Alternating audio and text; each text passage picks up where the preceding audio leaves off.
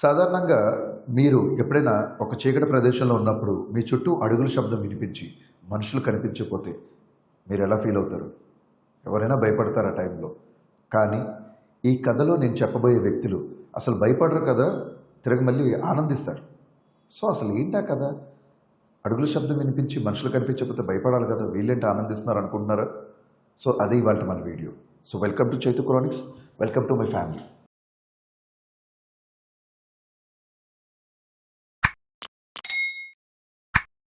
ఇవాళ మన వీడియోలో మనం మాట్లాడబోయే వ్యక్తి పేరు హర్భజన్ సింగ్. హర్భజన్ సింగ్ అంటే క్రికెటర్ అనుకున్నారు కాదండి బాబు, ఈయన వేరే. ఈయన 1946 ఆగస్టు 30 పంజాబ్లో ఒక చిన్న గ్రామంలో ఈయన జన్మించారు. ఈయనకి చిన్న వయసు నుంచి భారతదేశం మీద ఉన్న ప్రేమ మక్కువతో ఆయన ఆర్మీలో చేరాలని అనుకున్నది తడువుగా ఆయన పంజాబ్ రెజిమెంట్లో ఆర్మీలో జాయిన్ అవ్వడం జరిగింది. ఆయనకి పోస్టింగ్లో భాగంగా సిక్కింలో నాదులా పాస్ అంటే భారత చైనా సరిహద్దు, ఆ ప్రాంతంలో ఆయన పోస్టింగ్ ఇవ్వడం జరిగింది. అలాగే అత్యంత ప్రమాదకరమైన మంచు పర్వతం, అలాంటి ఒక భయంకరమైన ప్రాంతంలో ఆయనకి పోస్టింగ్ వచ్చినా కూడా ఆయన చింతించలేదు, ఆనందించాడు. ఎందుకంటే చిన్నప్పటి నుంచి ఆయన భారతదేశం మీద ఉన్న ప్రేమ అలాంటిది. అయితే ఆయనకున్న ధైర్యం, అలాగే ఆయనకున్న క్రమశిక్షణ వల్ల అక్కడ లోకల్గా ఉన్న పీపుల్ చాలా అభిమానించేవారు ఆయన్ని. ఇదిలా ఉండగా 1968 అక్టోబర్ నెలలో విపరీతమైనటువంటి పొగమంచు, వర్షం, అలాగే కొండ చర్యలు విరిగి పడుతున్నాయి ఒకవైపు. అదే సందర్భంలో హర్భజన్ సింగ్ ఆయన సరఫరా సరుకులు తీసుకొని అదే కొండ మార్గాన ప్రయాణిస్తున్నాడు. ఈ కొండ చర్యలు విరిగిపడడం వల్ల ఆయన జారిపడి మంచు నదిలో పడిపోయాడు. అలాగే ఆ వాటర్కు ఉన్న ఫోర్స్ వల్ల కొట్టుకుపోవడం జరిగింది. ఆ తర్వాత రోజుల్లో సైన్యం మొత్తం ఆయన వెతకడం మొదలుపెట్టారు. కానీ ఎక్కడ కూడా ఆయన శరీరం కనిపించలేదు, ఆ జాడలు కూడా కనిపించలేదు. ఇలా 5 రోజులు గడిచిపోయాయి, కానీ ఆయన శరీరం ఎక్కడ కనిపించలేదు. కానీ 5వ రోజు రాత్రి ఆయనతో పాటు పనిచేసి ఆయన కొలిక్ కల్లో లైక్ డ్రీమ్లో ఆయన కనిపించి, మీరు పలానా దగ్గర వెతకండి, అక్కడ నా శరీరం మీకు కనిపిస్తుంది అని చెప్పడం జరిగింది. సో చెప్పింది తడువుగా మరుసటి రోజు వెళ్ళారు. అక్కడ ఆ ప్లేస్లో మొత్తం వెతికితే ఆయన శరీరం దొరికింది, శవమై. సో ఆయన చనిపోయాడని చెప్పి ఇంకా అందరూ చాలా బాధపడ్డారు. ఒక మంచి సైనికుడు ఒక యంగర్ ఏజ్లో ఆయన చనిపోవడం అక్కడ ఉన్న ప్రతి సైనికుడి కళ్ళంట నీళ్ళు తిరిగేలా చేసింది.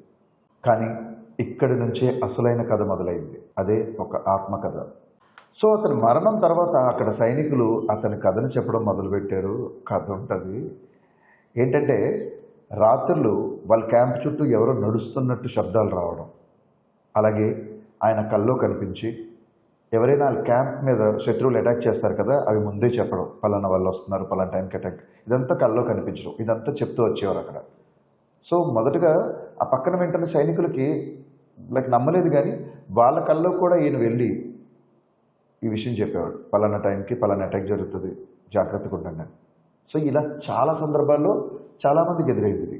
అలాగే రాత్రిపూట ఎవరైనా క్యాంప్ బయటికి వెళ్తే ఆయన క్యాంప్ చుట్టూ తిరుగుతున్నట్టే కనిపించేవారు. అప్పట్లో చైనా సైనికులు కూడా చెప్పేవారు, ఒక భారత సైనికుడు ఒంటరిగా పర్వతాలపైన నడుస్తున్నాడని, కాపలా కాస్తున్నాడని, దగ్గరికి వెళ్ళి చూస్తే కనిపించేవాడు కాదని, ఇలా చెప్పే సంఘటనలు చాలానే ఉన్నాయి అప్పట్లో. ఇలా సైన్యంలో హర్భజన్ సింగ్ చనిపోయినా కూడా ఆయన విధి నిర్వహిస్తున్నాడనే నమ్మకం బలపడింది. ఆయన చనిపోయినా కూడా ఆయన ఆత్మ విధిని నిర్వహించడంతో అధికారులు ఇంకా ఆయన ఒక దైవంగా భావించి నాదులా పాస్ వద్ద ఆయన జ్ఞాపకార్థం, ఆయన స్మారక చిహ్నంగా ఒక గుడిని నిర్మించారు. సో అది బాబా హర్భజన్ సింగ్ మందిరంగా పిలువబడుతుంది.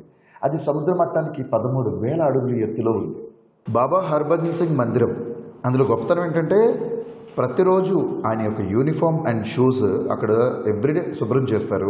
అలాగే ఆయనకు అందులో బెడ్రూమ్ ఉంది, దాన్ని ప్రతిరోజు నీట్గా సర్ది పెడతారు. కానీ ఎవరో పడుకొని లేచినట్లుగా చూస్తే మార్నింగ్ మొత్తం చెదిరిపోయి ఉంటుంది. ఎవ్రీడే ఆయనకి వాటర్ అండ్ టీ అక్కడ పెడతారనమాట.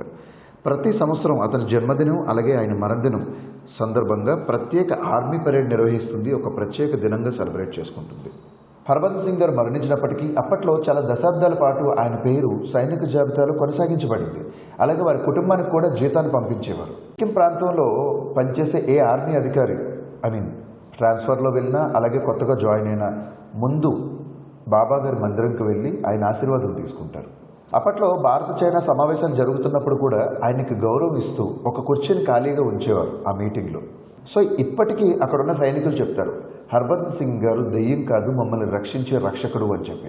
సో మొదటగా మీకు చెప్పినట్టే అక్కడ అడుగుల శబ్దం వినిపిస్తుంది, కానీ ఎవరు భయపడరు, సంతోషిస్తారని. దాని మీనింగ్ ఇదే. రాత్రి వేళల్లో నాదులా పాస్ పర్వత ప్రాంతాల్లో ఆర్మీ బోట్ల శబ్దం వినిపిస్తుంది ఇప్పటికీ. అక్కడున్న స్థానికులు కూడా చెప్తారు. కానీ అక్కడున్న సైనికులు మాత్రం అది మమ్మల్ని మా కుటుంబాన్ని కాపాడే అడుగుల శబ్దం అని చెప్తారు. బాబా హర్భజన్ సింగ్ గారు ఒక సైనికుడిగా మరణించి ఉండొచ్చు, కానీ ఆయన ఆత్మ ఈ రోజుకి డ్యూటీ చేస్తుంది. ఇదే బాబా హర్భజన్ సింగ్ గారి యొక్క కథ. భారత సైన్యానికి ఆయన మరణానంతరం కూడా విధులు నిర్వహిస్తున్న ఒక సైనికుడి గాథ. సో ఇది మా వీడియో. నచ్చిందా? నచ్చితే please like, share and subscribe రూపంలో మీ సపోర్ట్ అందజేయండి. కొంచెం వీలు చూసుకొని మీ ఫ్రెండ్స్ అండ్ ఫ్యామిలీ మెంబర్స్కి ఈ వీడియో షేర్ చేయండి. మాకు కొంచెం రీచ్ కావాలి, సపోర్ట్ చేయండి ప్లీజ్. అలాగే మీరు బెల్ బటన్ ఆన్లో పెట్టుకోండి, అప్పుడే మా వీడియోస్ మీకు నోటిఫికేషన్ రూపంలో వస్తాయి. ఇప్పటి వరకు మీ టైం వెచ్చించి వీడియో చూశారు. Thank you so much. Signing off.